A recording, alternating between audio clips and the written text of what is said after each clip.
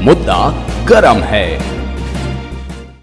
वंदे मातरम, जी हाँ, वंदे मातरम से शुरुआत इसलिए की जा रही है कि इंदौर शहर में वंदे मातरम को लेकर जो सियासी संग्राम मचा पड़ा है, उसकी जो आवाज़ जो है मध्य प्रदेश से निकलकर पूरे देश में सुनाई दे रही हैगी।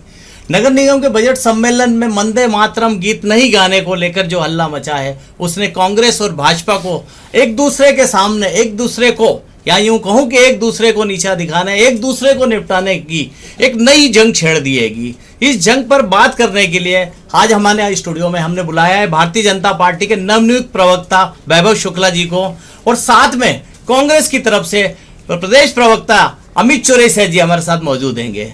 तो बात शुरू जो की जाएगी वंदे मातरम। वंदे मातरम हमारा राष्ट्रीय गीत हैगा, जन गण मन हमारा राष्ट्रीय गान हैगा।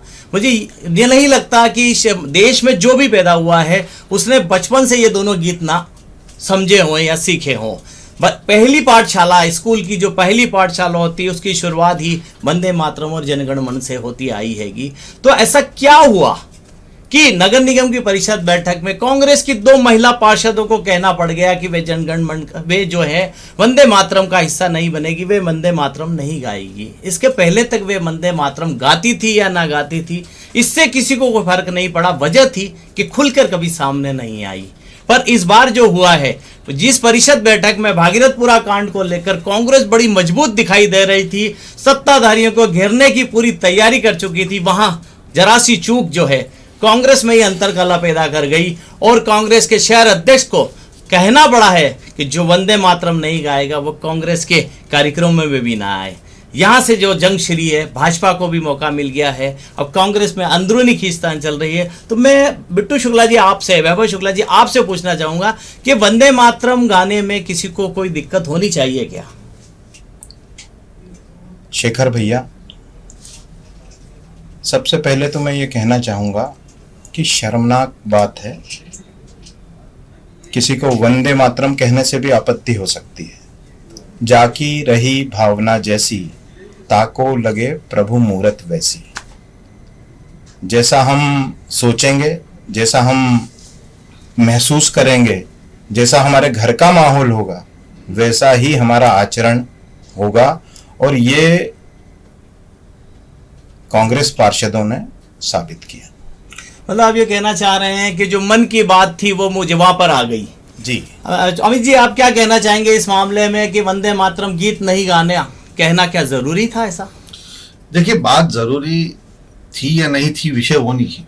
विषय यह था कि आज इंदौर शहर जो दुर्व्यवस्था भोग रहा है, जो विकास के नाम पे विनाश चारों तरफ देखने को मिल रहा है, बीआरटीएस की स्थिति, ड्रेनेज समस्या की स्थिति, भागीरथपुरे में 35 निर्दोष नागरिकों की मृत्यु, मानव मलमूत्र, दूषित पेयजल, पूरे इंदौर शहर की यह व्यथा बन गई।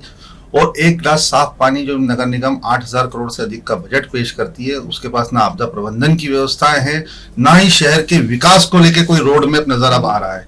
तो ये सारी मूलभूत सुविधाएं जो जनता को मिलना चाहिए, जिसकी अभाव में जनता रह रही है, वो सारे विषय थे। लेकिन उन विषयों को इतर करते हुए वंदे मातरम पे ना सिर्फ एक, मैं कहता हूं, व्यर्थ की बहस छेड़ी गई, बल्कि जो निगम में हमारे पार्षद थे उनको टारगेट किया गया, राष्ट्रद्रोही, देशद्रोही जैसे नारों से उनका अपमान किया गया।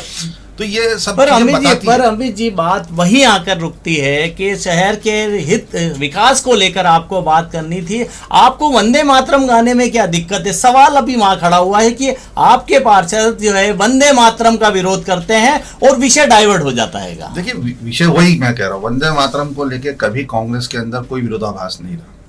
कांग्रेस के स्वतंत्रता संग्राम सेनानी बंकिम चंद्र चट्टोपाध्याय जी ने इस गीत की रचना करी 1875 में। आनंद मठ ने 1880 के आसपास इसको प्रकाशित करा। 1896 में गुरु रविन्द्रनाथ टैगोर जी ने बंगाल में कांग्रेस के राष्ट्रीय अधिवेशन में इस गीत को गाया। और लगातार कांग्रेस के राष्ट्रीय अधिवेशनों में, सेवा दल में, हमारे सेवा दल का तो मुख्य गीत ही है, झंडा वंदन के पूर्व जो है वंदे मातरम होता है, और फिर जब समापन होता है तो जनगण मन से होता है। कांग्रेस की तमाम मीटिंग्स के अंदर, जो भी मीटिंग हो, गांधी भवन में हो, चाहे शहर कार्यालय में हो, जिला पे, प्रदेश में या राष्ट्रीय स्तर पे, पहले वंदे मातरम के उद्घोष के साथ में हमारी मीटिंग शुरू होती है, फिर समापन जनगण मन से होता है। तो कहीं कोई विरोधाभास नहीं रहा।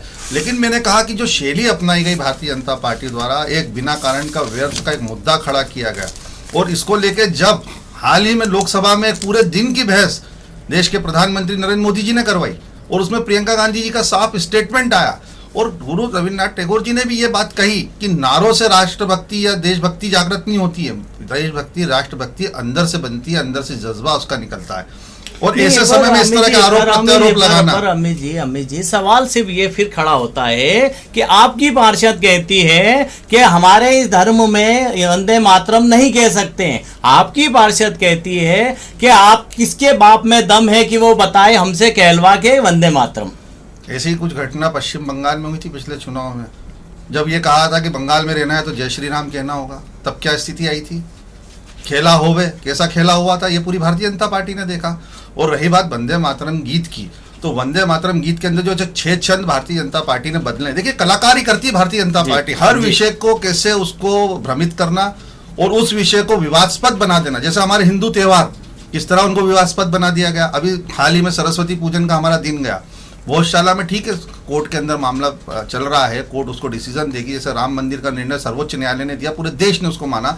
आज धार की भोजशाला का अगर विवाद हम बात करें तो कोर्ट के अंदर एआई सर्वे जा रहे हैं, सब कुछ जा रहा है, कोर्ट उस पर जो निर्णय लेगी पूरा मध्य प्रदेश नहीं पूरा देश का प्रत्येक नागरिक उसको मानेगा। आपको नहीं लगता? लेकिन इसको विवाद के रूप में शेखर जी से मैंने कहा विवाद को जन्म देना, 6 उसमें जो छंद है उनको बदलना है। बताया बिट्टू शुक्ला जी क्या उसमें 6 छंद जो है वो बदले नहीं गए, क्यों बदला गया? उसके मूल स्वरूप मूल भावना को क्यों बदला गया? बिल्कुल आपकी बात से मैं सहमत हूं। मैं ये कहना चाह रहा हूं, मैं आपकी बात से ही सहमत हूं। मैं आपको ये आपकी बात से सरोकार करता हूं कि शहर के विकास को लेकर नगर निगम के बजट में चर्चा होनी चाहिए, ना कि राष्ट्रीय मुद्दों पर चर्चा हो जानी चाहिए कि वंदे मातरम नहीं गाना है, वंदे मातरम नहीं गा सकते हैं। ये सब चीजों पे चर्चा क्यों होती है? हमें शहर के विकास, आप पार्षद हैं, आपका दायरा आपके वार्ड से लेकर इस शहर से लेकर मुझे नहीं लगता इससे ज्यादा बड़ा होता है। देखिए उनको संविधान में प्रत्येक भारत के प्रत्येक नागरिक को आप देखेंगे तो भारत के संविधान की धारा अनुच्छेद 14 क्या कहता है, 19(1) क्या कहता है और संविधान की अनुच्छेद 25 क्या कहती है, उसका अनुसरण तो कर लें हमारे महापौर जी जो खुद कानून के ज्ञाता हैं।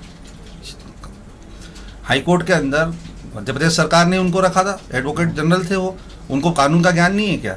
वो कहता है कि भारत का संविधान कहता है कि भारत के प्रत्येक नागरिक को उसकी स्वतंत्रता की अभिव्यक्ति की आजादी मिली हुई है। अब ऐसे में आप उस पर दबाव डालें और जो विषय वहां पे रखना थे उन विषयों के इतर जाके आप ये कहें जब वंदे मातरम का गान हो चुका था उसके बाद अगर हमारी पार्षद वहां पे किसी कारण से अविलंब गई, और कौन पूज्य शेख अलीम जी जो पहले नेता प्रतिपक्ष रही हुई है, जब पहले वंदे मातरम का गान नहीं हुआ नगर निगम की परिषद में हुआ, बराबर हुआ और उनका उसमें हमारे पार्षदों ने भाग नहीं लिया।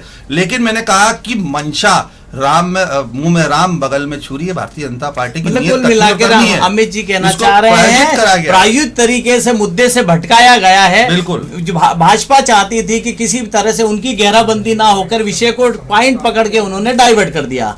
बात करते हैं वैभव जी, मैं आपसे इसलिए पूछना चाहूंगा ये कि अमित जी का कहना है कि कांग्रेस के हर कार्यक्रमों में वंदे मातरम होता आया हैगा, तो फिर चिंटू चोकसे ने क्या गलत कहा कि जो कांग्रेस के कार्यक्रम में वंदे मातरम नहीं गा सकते वो ना आए? ये इसका जवाब मैं आपसे चाहूंगा कि क्या चिंटू चोकसे जी ने सही कहा ऐसा कह के? चिंटू चोकसे जी का तो मैं स्वागत करता हूं, अच्छी भावना से अच्छे एक नेता प्रतिपक्ष की भूमिका उन्होंने निभाई, उसके लिए उनका धन्यवाद करता हूं। मैं पॉइंट कुछ मैंने बनाए हैं जो चौरसिया जी ने बताया उस हिसाब से।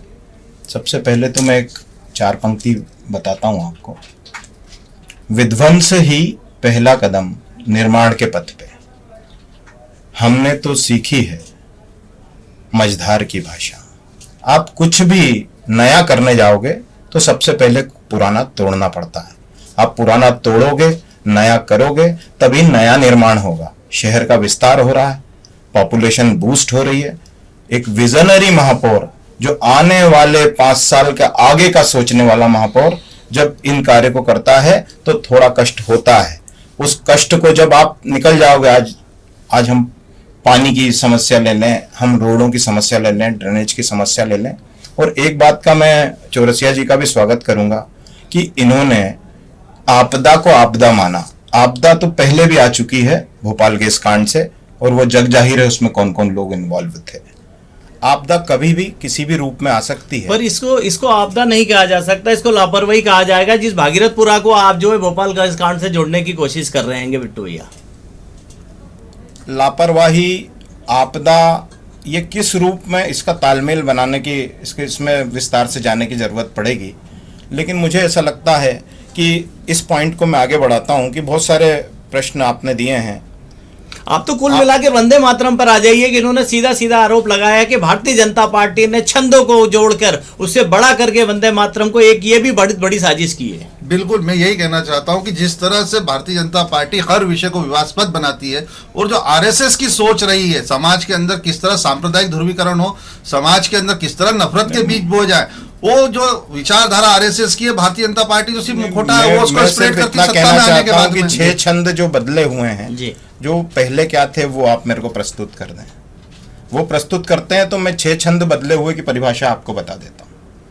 ठीक है। वैसा अगर मैं कहना चाहूँ तो अगर वंदे मातरम की बात करेंगे तो सदन में जितने लोग मौजूद थे उसमें से किसी को भी पूरा वंदे मातरम पढ़ते नहीं आता होगा अभी, क्योंकि वंदे मातरम में अभी बदलाव किया गया है। बट सवाल वो हो रहा है कि हम जिस पर बात करने बैठे हैं, क्या वंदे मातरम का विरोध करना सही था? उस पर चिंटू चोकसे का यह कहना कि जिन्हें नहीं वंदे मातरम करना है वे कांग्रेस के कार्यक्रम में नहीं आए। अब अमित जी, एक आपत्ति है शहर कांग्रेस अध्यक्ष ने एक एडवाइजरी जारी करी, उसमें उन्होंने ये लिखा और कहा कि वंदे मातरम जो है वो राष्ट्रगीत है, भारत की आत्मा का प्रतीक है, भारत की चेतना का प्रतीक है, हमारे तमाम महान स्वतंत्रता संग्राम सेनानियों की मूल भावनाओं को वो प्रदर्शित करता है और देश आज़ादी के अंदर उसकी एक महत्वपूर्ण भूमिका थी, महत्वपूर्ण तराना था वो, जिसे इनकलाब जिंदाबाद के साथ हमारे स्वतंत्रता संग्राम सेनानी गुनगुनाते थे और कांग्रेस उसको अपने साथ आत्मसात करके उसको गाती है।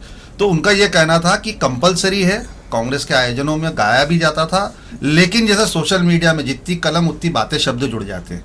2 लाइन किसी ने उसमें जादूगरी करके नीचे जोड़ दी और उसको पूरे शहर भर में चला दिया कि जिसे वंदे मातरम नहीं गाना है वो कांग्रेस के कार्यालय नहीं आ सकता।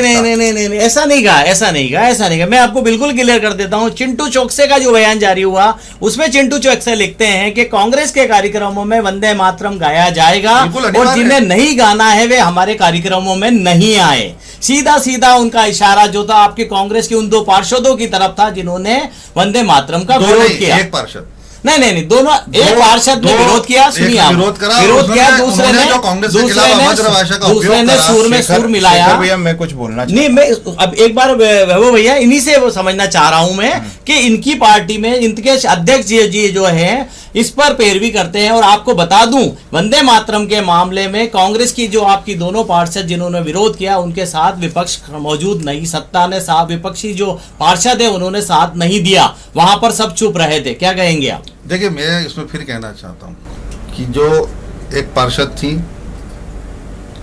खजराना से जी, उन्होंने जो कांग्रेस के खिलाफ स्टेटमेंट दिया उसको लेकर चिंटू चोकसे जी ने अपना बयान दिया और फौजिया शेख अली, मतलब वो आप जिस पार्षद का नाम नहीं लेना चाहते, मैं नाम लेके आपको बता देता हूं, रूबीना इकबाल खान ने सीधे सीधे कहा है कि कांग्रेस पार्टी भाड़ में जाए, वे निर्दलीय चुनाव जीतती है, उन्हें पार्टी की जरूरत नहीं है। बाप में दम।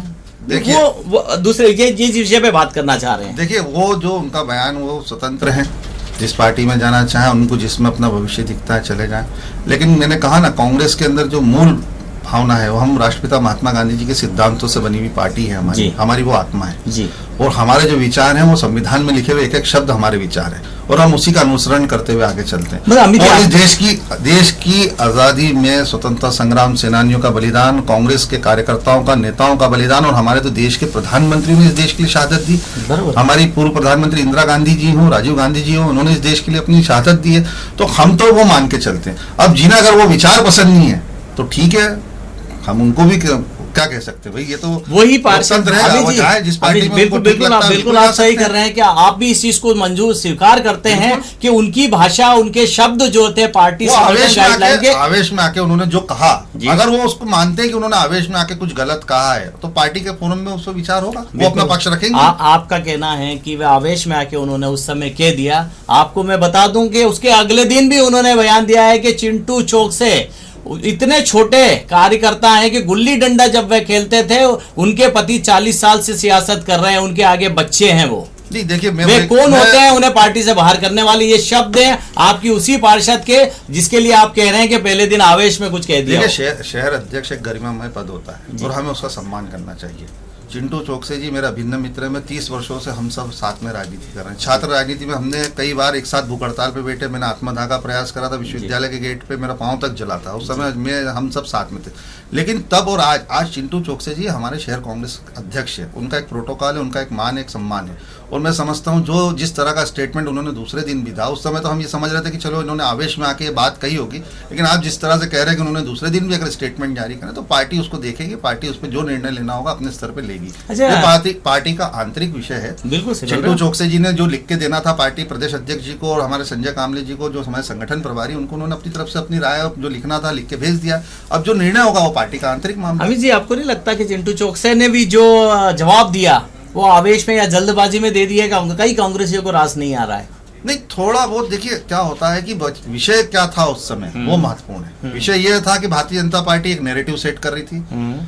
वो भारतीय जनता पार्टी जिसका देश आजादी में कोई योगदान नहीं रहा, जिसने ऑब्जेक्शन है, जिसने राष्ट्रीय ध्वज कभी अपने कार्यालयों में नहीं ले रहा है जी। 50 साल तक हमने तो आरोप नहीं लगाया आरएसएस पे कि आप राष्ट्रद्रोही हैं, आप देशद्रोही हैं, आप अपने कार्यालयों के अंदर इसका भारतीय ध्वज नहीं ले रहे। इसका जवाब जो है मैं ये बिट्टू भाई से पूछना चाहूंगा कि मैं बिट्टू भाई से भी ये चीज पूछूंगा कि क्या कांग्रेस ने कभी आप पे आरोप लगाया कि आपने क्यों राष्ट्रीय ध्वज नहीं ले रहा है? भाई राष्ट्रीय ध्वज लहराना नहीं लहराना आपकी अपनी वो थी। आपने 50 साल बाद जब हमारे प्रदेश अध्यक्ष तत्कालीन प्रदेश अध्यक्ष अरुण यादव जी ने आपको ध्वज दिया तो आपके जो संघ प्रमुख थे उन्होंने स्वीकार करा और सहर्ष कहा कि भाई अब हम स्वतंत्रता दिवस पे और स्वाधीनता दिवस पे हम इसको लहराएंगे। तो हमने तो कभी ऐसा आरोप नहीं लगाया। लेकिन ये कौन सी भारतीय जनता पार्टी की नई नीति बन गई है कि सीधा राष्ट्रवाद का आरोप लगाना, राष्ट्रद्रोही का आरोप लगाना उस पार्टी पे जिसने देश की आजादी में अपना महत्वपूर्ण योगदान दिया है, जिन्होंने शहादत दी है। तो ये क्या सही है? ये बताया बिट्टू भाई। मैं छोटी सी बात के बात ही पूरी कर दूंगा। मैं इतनी त्याग, इतनी बलिदानी पार्टी है तो जनता ने क्यों सबक सिखा दिया? जनता ने क्यों, सुनिए आप, अगर आपका राष्ट्रवाद इतना प्रगाढ़ है तो लव जिहाद जैसे मुद्दों पे क्यों चिंटू चोकसे चुप रहते हैं जब एक पार्षद पकड़ा जाता है फंडिंग करता हुआ? आप कल्पना नहीं, आप उस मामले में तो बिट्टू शुक्ला जी मत बोलिए बिल्कुल ही। लव जिहाद के मामले में आप चिंटू चोकसे पे क्या आरोप लगा रहे हैं? आपकी पार्टी के नेता जो सनातनी बने फिरते हैं, जो हिंदुत्व का झंडा उठाते हैं, उनकी भी बोलती उस मामले में बंद हो जाती है लव फंडिंग के मामले में। मैं बिट्टू शुक्ला जी आपको बता दूं, मैं आपको बता दूं, आरएसएस की सबसे मुख्य मांग थी कि गाय जो है हमारी उसे राष्ट्रीय पशु घोषित किया है। थी या नहीं थी? बिल्कुल सही बात। और मध्य प्रदेश की विधानसभा में हमारे मुस्लिम विधायक ने उस बात को उठाया। क्या आपकी सरकार ने उसको समर्थन दिया? क्या मध्य प्रदेश में राज्य स्तर पे बात कर लीजिए, देश स्तर पर छोड़ दीजिए। अमित जी, हम यहाँ चर्चा करने जो बैठे हैं, हम इंदौर शहर में हमारे इंदौर शहर के पार्षदों ने जो किया है हम उस पर बात करने जा रहे हैं। उसके अंदर अगर भारतीय जनता पार्टी के अगर एंगल से मैं बात कर लूं तो वैभव भैया, भारतीय जनता पार्टी तो जो चाह रही थी मन की हो गई और बजट के दौरान जो है उन्हें मुद्दा मिल गया और भारतीय जनता पार्टी सड़क पर उतर आई और वंदे मातरम को इस तरीके से पेश कर रही है जैसे कांग्रेस कभी वंदे मातरम गाती ही नहीं थी। मेरा सिर्फ इतना कहना है कि अगर शिक्षा का अभाव है, शिक्षा के अभाव से जो भी निकल के आता है वो इसी तरह के वक्तव्य देता है, इसी तरह की मानसिकता उसकी रहती है। अगर मैं सिर्फ इतना कहूँ कि वंदे मातरम गीत को यदि उसका अर्थ बड़ी शांति से कोई समझ ले तो मुझे नहीं लगता कि वो घर में सुबह उठने से पहले वो वंदे मातरम करेगा। माँ की वंदना करना, मैं फिर कह रहा हूँ कि माँ की वंदना करना कोई धर्म ग्रंथ कहाँ लिखा है कि गलत? देश की भक्ति करना कोई मजहब अगर बता दे कि देश की भक्ति करना गलत है तो मैं उसका जो बोलेंगे वो करूँगा। बिट्टू भाई, बात करते हैं कि सदन के दौरान जो कांग्रेस की जो पार्षद है जिन्होंने वंदे मातरम नहीं गाया है, जिन्होंने या कांग्रेस के लिए जो भी कोसा है, उनका सीधा सीधा आरोप है कि आपकी पार्टी के जो पार्षद हैं, पुरुष पार्षद हैं, वे उन्हें वहां पर बोलने नहीं देते हैं, उन्हें परेशान करते हैं, उन पर दबाव बनाते हैं, जिस वजह से कई बार जो है उनसे वो चीजें बोली जाती है जो वे नहीं बोलना चाहती हैं। चलिए, देर आए दुरुस्त आए तो खुल के माफी मांगे, खुल के बोलें कि मैंने गलत बोल दिया, दोहराएं और जोरदार उद्घोष करें वंदे मातरम का, पर बात जोरदार उद्घोष करें भारत माता की जय का और साथ खड़े हो, हम उनका फिर से स्वागत कर देंगे। वंदे लगाएं जरा भारत माता का नारा जोरदार। आजादी के समय तो मुझे ऐसा लगता है ना हिंदू ने देखा ना मुस्लिम ने देखा, हाँ, सबने मिलकर जो है वंदे मातरम उनका अपमान किया इन लोगों ने।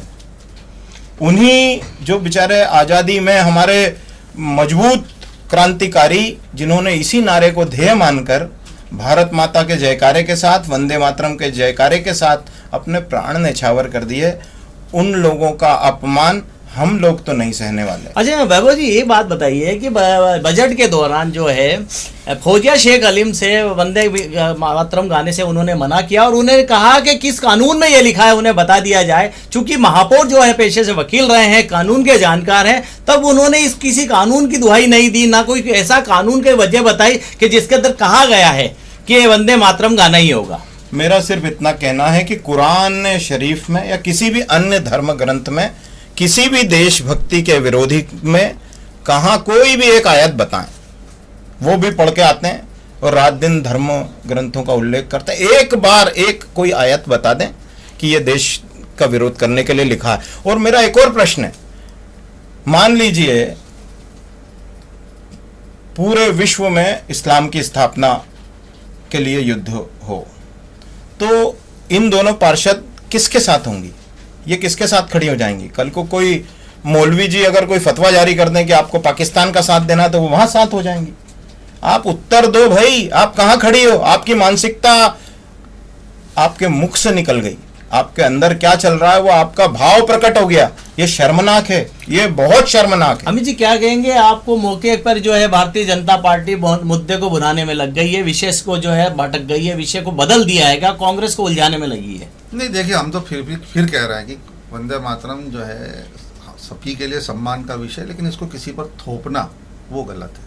मतलब आप मानते हैं कि फौजिया ने जो कहा या उन्होंने संविधान की बात कही। फौजिया शेख अलीम जी नेता प्रतिपक्ष रही हैं, उनके पति खुद अधिवक्ता हैं, और जैसा कि मैंने कहा कि महापौर जी खुद कानून के ज्ञाता है, संविधान उनको छूट देता है।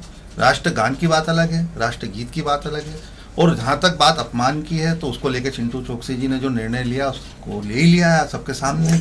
पर उसको आपकी पार्टी में ही लोग मान्य करने को तैयार नहीं है। ऐसा नहीं है, देखिए हमारी कांग्रेस पार्टी में आंतरिक लोकतंत्र है, सबको बोलने की आजादी है, सब अपनी अपनी बात रखते हैं। जिस पार्टी का प्रदेश अध्यक्ष जो है इंदौर शहर से होता है, वहाँ फैसला लेने में इस तरीके की जो बातों पर फैसला लेने में इतना वक्त क्यों लग रहा है? देखिए पार्टी में मैंने कहा आंतरिक लोकतंत्र है, दोनों तरफ की बात सुनी जाएगी। उन्होंने अगर ऐसा कहा है आवेश में, जैसे मैंने कहा आवेश में आके कहा है, अगर वो अपनी गलती पे पश्चाताप करते हैं, क्षमा मांगते हैं, अपनी चीजों को वापस लेते हैं, बहुत सारी बातें हैं, तो पार्टी का आंतरिक मामला है। अच्छी पहल रही है, वही मैं कह रहा हूँ बिट्टू भाई। देखिए हर पार्टी की, ये भारतीय जनता पार्टी जगह विजय शाह के मामले में मैं तो ये कहना चाहूंगा, बिट्टू भाई भी सामने है, विजय शाह जी ने जिस तरह कर्नल सोफिया कुरैशी का सार्वजनिक मंच पर अपमान करा, सर्वोच्च न्यायालय के उनकी माफी को डिनाई करा या नहीं करा? लेकिन हमने कांग्रेस ने उनसे मांग करी कि आप भैया इनको हटाओ पद से, लेकिन भारतीय जनता पार्टी का आंतरिक मामला था, सरकार का निर्णय था, आज भी वो पद पे बने हुए हैं, हमारा काम है विरोध करना। पर माफी मांग के थक गए हैं,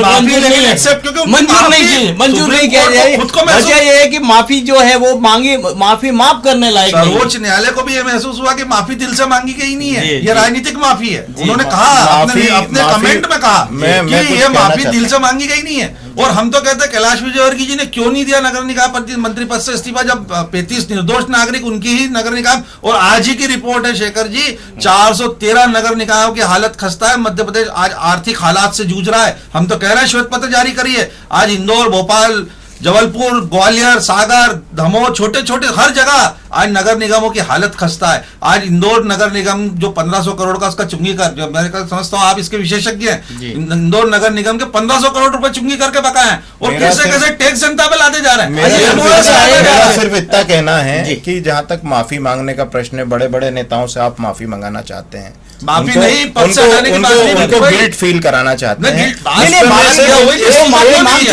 एक चीज पे आपसे मेरा एक प्रश्न केवल इतना है कि बाप में दम नहीं है, किसी के बाप में दम नहीं है। आपके पिताजी, मेरे पिताजी, इनके पिताजी, किसी के बाप में दम नहीं है कि वंदे मातरम कहला ले। और दूसरा मेरा ये कहना है कि मेरे बाप में जो दम था, हमारे पूर्वजों में जो दम था, ये चौरसिया हैं, ये बागोरा हैं और मैं शुक्ला हूं। बस ये कह के मैं बात खत्म। अच्छा, आखिरी सवाल मैं ये समझना चाह रहा हूं, आप दोनों से उसका जवाब मैं चाहूंगा। क्या है आप सुनिए, आखिरी सवाल, उसका जवाब आप दोनों दीजिएगा। बात माफी पर खत्म हो रही है।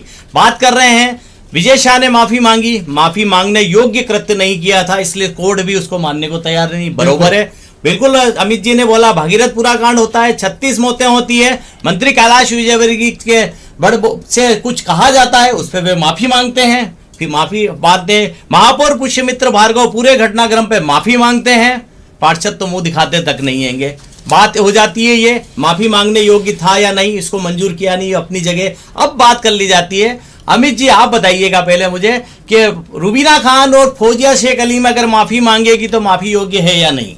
जी ये देखिए, मैंने फिर कहा आपसे, आवेश में आके कही गई बात का अगर उनको पश्चाताप होता है और वो अपने अंतर्मन से इसको लेके माफी मांगते हैं, और मैंने कहा दोनों पार्षदों के मामले अलग अलग हैं। फौजिया शेख अलीम जी ने जो बात कही वो संविधान में लिखी हुई, मेरी बात सुन लीजिए, संविधान में लिखी हुई धारा और जो एक भारत के प्रत्येक नागरिक को जो अधिकार मिला हुआ वो बात उन्होंने रखी, और वही बात रुबीना इकबाल खान जी ने भी रखी। लेकिन बाहर आने के बाद जो रुबीना इकबाल खान जी ने कांग्रेस के संदर्भ में जो बात रखी वो एक अलग विषय। तो दोनों विषयों को आप मिक्स नहीं कर सकते, तो इसलिए आप दोनों को अलग अलग। हम सिर्फ वंदे मातरम पर बात कर रहे हैं। रुबीना खान ने बाहर आकर कांग्रेस पार्टी को लेकर जो कहा, ये आपकी पार्टी का अंदरूनी विषय है, पार्टी उन्हें अंदर रखती है या बाहर करती है, पार्टी का फैसला है। बात वंदे मातरम की आ रही है, फौजिया शेख अली वंदे मातरम गाने को तैयार नहीं है, रुबीना खान भी सुर से सुर मिलाती है कि किसी की बाप में ताकत नहीं है कि हमसे गवा लें। दोनों का विषय एक हो गया। अब ये माफी मांगती है तो आपको लगता है कि इन्हें माफ किया जा सकता है? वही मैं कह रहा हूँ आपसे कि जो जनभावनाएं हैं वो जो उनका जवाब आएंगे, अभी उनको जो नोटिस जारी करा है शहर कांग्रेस अध्यक्ष चिंटू चोकसे जी ने हमारे, उस नोटिस का जवाब वो जब प्रदेश कांग्रेस कार्यालय में जमा करेंगे, और जमा होने के बाद में जब उस पर हमारी कमेटी बैठेगी उस पर निर्णायक भूमिका क्या रहती है और उनका उस समय वक्तव्य क्या रहता है और वो क्या स्टेटमेंट वहां पे जमा करते हैं, उसके आगे भी सारी कार्रवाई होगी। बात वो आ रही है कि भागीरथपुरा कांड होता है, महापौर माफी मांगते हैं, कैलाश विजयवर्गीय माफी मांगते हैं। सुनिए मेरी बात, उसको लेकर अगर आम लोग जो है माफ करने लायक है या नहीं, वो विषय अपनी जगह। मैं ये आपसे जानना चाह रहा हूँ, क्या इंदौर शहर की जनता वंदे मातरम के मामले में इन्होंने जो कहा ये माफी मांगती है तो उन्हें माफ करेगी या न करेगी, आपको क्या लगता है? इंदौर शहर की जनता का हृदय तो बहुत विशाल है, और जैसा मैंने कहा कि उनके लिए तो आज प्रमुख बातें, हाँ, इंदौर शहर की जनता का हृदय बाकी बड़ा है, आपने बिल्कुल सही कहा है। सुभाष चौक पाली की टंकी में है ना, लाश पड़ी रहती है और 5 दिन पानी पी जाते हैं, और उन लोगों को भी माफ करते हैं जिनकी लापरवाही से ये हुआ था। बिट्टू आप क्या कहेंगे, ये दोनों माफी मांगती है तो माफी योग्य है या नहीं? देखिए, मैं तो एक मेरा बस छोटा सा विचार है इस पे कि अगर कोई घाव शहर को लग गया है, कोई दाग शहर पे लग गया है, क्या हम सब मिलकर उसको मिटाने का प्रयास करें, या अगर कोई चोट लगी है तो उसको कुरेदने का प्रयास करें? भारतीय जनता पार्टी की मानसिकता जीवन भर मरहम लगाने की रही है।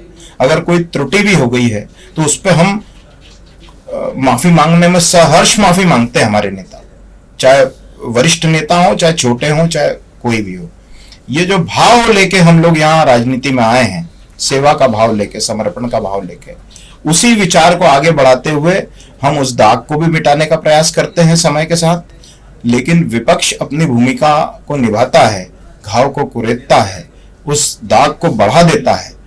ये मेरा ख्याल है नहीं, भारतीय जनता पार्टी मरहम लगाएगी या कि नहीं, इन्हें माफ करेगी कि नहीं अगर माफी मांगती है तो? स्वभाव ही मरहम है, सार्वजनिक माफी मांगे, स्वीकारोक्ति होती है, गलतियां इंसानों से होती है, उन्हें माफी मांगनी चाहिए कि मैं गलत बोली, वंदे मातरम के नारे का उद्घोष करना चाहिए, उन्हें पूरी तरह देश हित में खड़े होके कि भाई ये गलती हुई है स्वीकार करना चाहिए। मेरे चौरसिया जी भी इसी भाव को लेके आगे बढ़ रहे हैं, तो मेरे को कोई तकलीफ नहीं है इसमें। ठीक है, ये तो हो गई बात कि बनती मांगती है, तो मुझे लगता है भारतीय जनता पार्टी भी कह रही है कि मरहम लगाने वाली पार्टी है। वे दोनों पार्षद अपनी गलती मानती हैं तो ये भारतीय जनता पार्टी जो हल्ला मचाए बैठी है वो शांत बैठ जाएगी। तो ये कुल थी ये बात है वंदे मातरम को लेकर इंदौर में जो सियासी घमासान मचा है, उस पर पार्टी के दोनों जिम्मेदार पदाधिकारी, प्रदेश की आवाज हमारे साथ मौजूद है। इसी तरह कार्यक्रम को आप देखते रहिए और आपकी राय हमें जरूर दीजिएगा। मुद्दा गरम है।